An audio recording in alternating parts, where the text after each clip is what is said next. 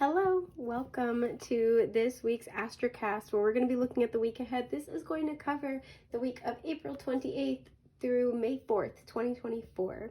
So welcome back to all my old friends. Hello and welcome to all my new friends. Going to give a brief rundown of how astrocasting works. As you can see, we have this circular grid that's divided up into roughly 12 equal segments for the 12 houses of the zodiac. And what we do here is we reach in, I blindly reach in and grab, oh, this is our little wild card. I blindly reach in, grab tarot cards and cast them onto the board, reading the energy of the tarot cards in correspondence to the area of life associated with the house it falls in. Excuse me. So, important to keep in mind, we're kind of talking about the natural zodiac, and not necessarily your personal, your personal natal chart wheel here. If you are looking for an astrocast for yourself, whether for the week ahead, month ahead, 3 months, year, whatever it might be, please feel free to check out my shop link. It's not a separate listing yet at this point, but if I get enough requests, I will make it a separate listing. So feel free to message me there and I'm happy to do this for you. So with that, let's get started with our week ahead. I hope you guys had a fabulous week so far. I hope whenever this is finding you, your day is peaceful, prosperous, restful, all that good stuff. I don't know why I have a hard time, so I'm not looking right now because I like to be surprised with you. I have a hard time like making casual conversation when I'm like doing something and not looking at what I'm doing. Sorry if I'm moving it out of the frame again. I'm not looking at it. Okay. Ooh, alrighty. I'm just noticing right on the top here is the Three of Swords. Some of you guys, I'm getting that the eclipses and the retrograde season and the recent full moon may have kind of brought up some difficult emotions. So you guys have been processing a lot. So let me see. In your second house, we have the Nine of Cups on its side. So when it comes out where the bottom is mostly facing inward, that to me is pretty much upright. When it's the top mostly facing inward, that would be reversed. On its side means the energy is in flux. So similarly, we have the Page of Pentacles on its side, smack dab in the middle of the 4th and 5th house. Let's see what else we got here. We have the Devil, I would say upright, right between the 8th and the 9th house. And oh, okay, we have the Two of Cups upright in the 12th house. So this is going to be a week of a lot of the things that are going to be taking place, and any or all of the messages here could resonate with you. So just kind of keep that in mind. Sorry if you can hear my dog barking. A lot of the energies you're going to be dealing with this week are really going to be more ephemeral in nature, darling, especially with this 8th house, 12th house energy kind of going on. So I'll start with something a little bit more concrete.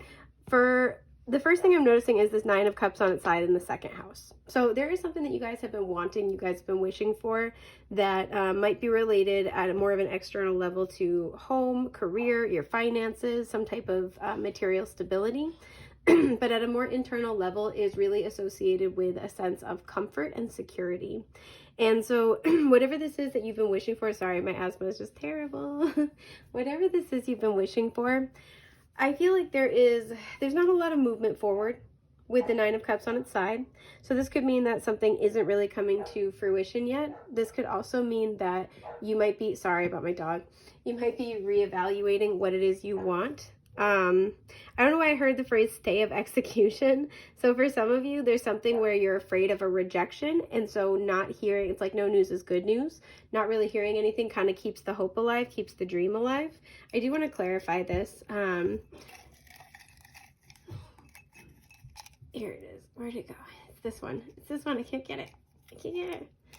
Okay, yeah, the Four of Swords. So whenever I pull out the clarifiers for the astrocasting, I always read them upright. The Four of Swords really just says for me that things are not moving forward. Again, some of you are reflecting on what you want.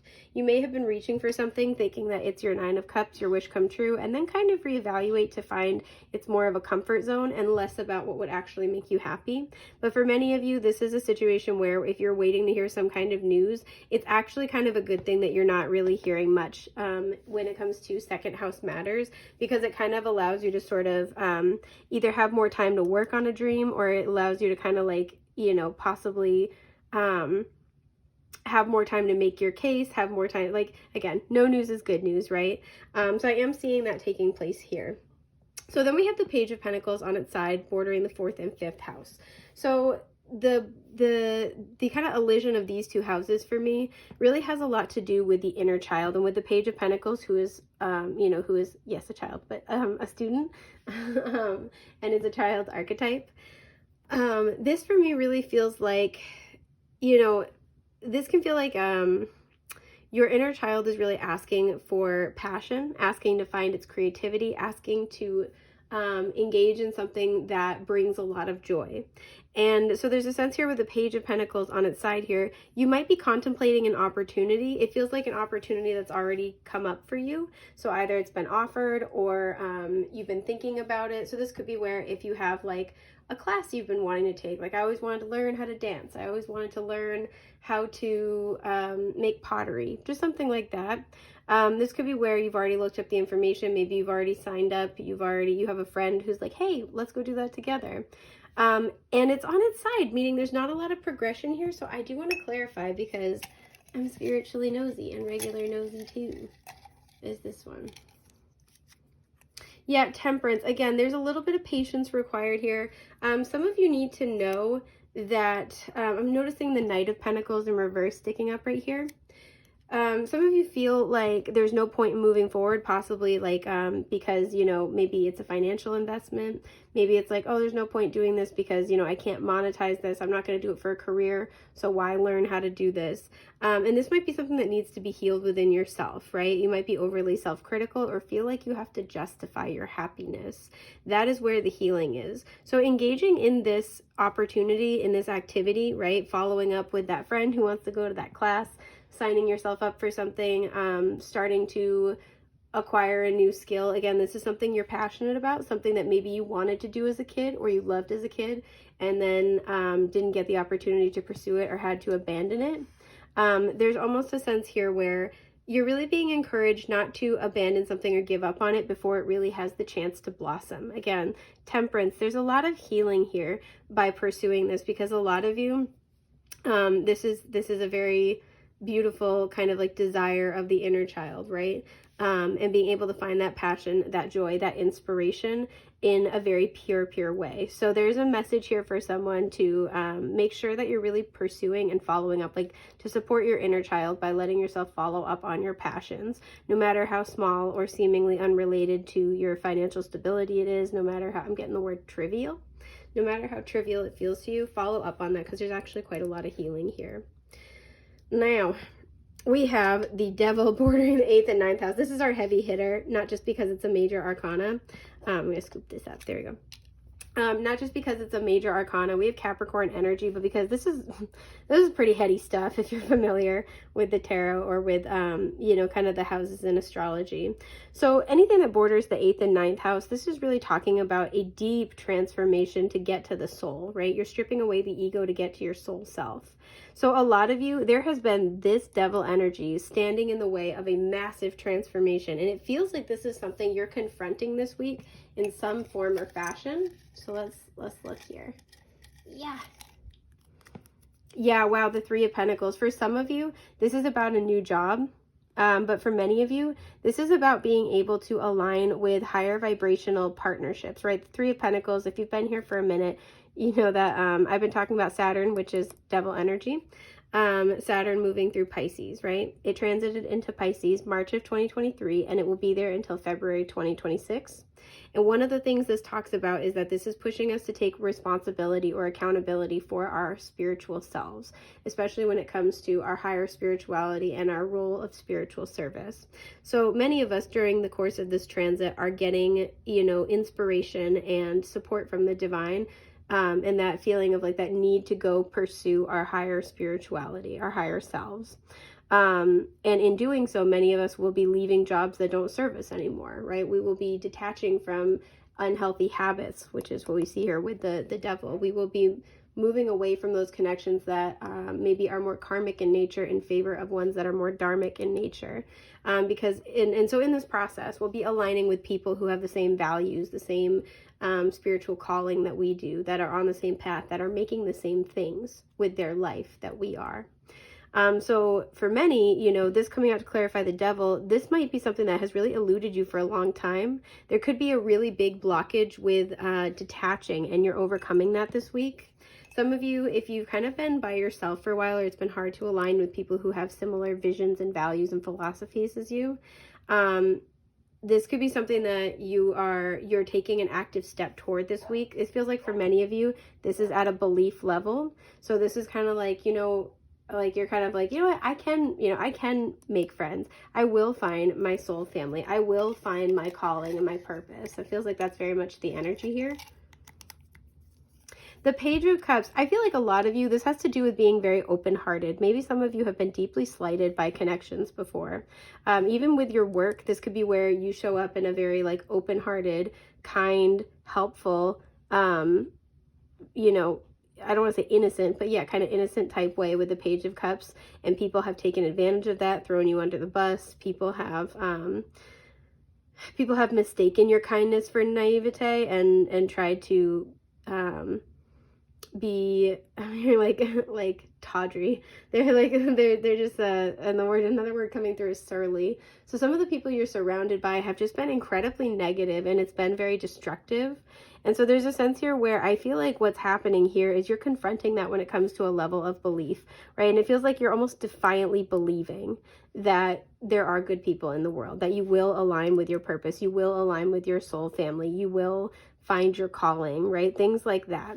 This feels like a week where you're really going to be, again, defiantly optimistic, and I really quite like that.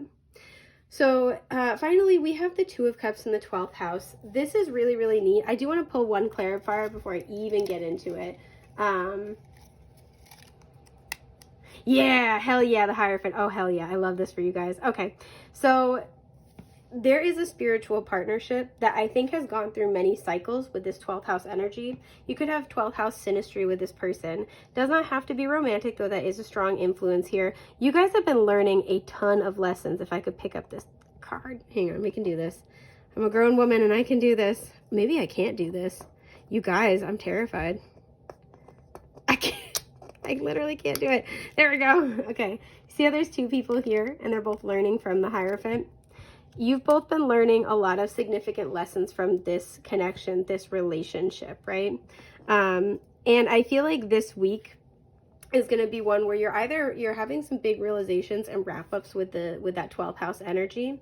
Things are coming to light, but I also feel like there is significant possible conversation. There is a significant commitment and coming together here, right? I'm going to do it this way. There we go. There is a significant commitment and coming together here that we see. I feel like things are going to get explained that needed to be. There's going to be a sense of accountability and responsibility with the Hierophant about whatever has happened between you and this person. You and this person might also be having a very open-hearted discussion about the lessons that you've both been learning, possibly while in separation or through a difficult period. And there's kind of this understanding, I'm hearing the word consensus, that this time, this difficult cycle was necessary for you both to grow. And I feel growing closer together. The Two of Cups always indicates a reciprocity emotionally, and we have almost a spiritual reciprocity here as well. Yeah, we have the Four of Pentacles. It feels like a firmer foundation will be established here. Somebody could finally be opening up after a long period of being closed off. But it feels like you and this person are going to be establishing some type of like firm foundation. You're going to agree on something. You're going to come to terms with something. Yep, the Wheel of Fortune. This was very much a divine timing kind of related situation, divine cycles here. And it's finally going to be time for you guys to come back together this week and be able to have like, there's not really a lot about communication here, but I'm feeling that energy of like a real conversation. There could be an important gesture. I will pull one more about that because I want to know kind of what that would look like. The Emperor. Okay, yeah, big energy of somebody taking responsibility. So because the Emperor is all four kings of the tarot in one, in whatever way this person was lacking, and in whatever ways that you may have been lacking, both of you are going to be having, whether it's a conversation or showing up more consistently, sharing your emotions, taking passionate action, right? Like showing motivation, whatever it was that was lacking. I feel that you and this person are going to both have an opportunity to show how much you've grown and to be able to show up in whatever area was not as strong prior.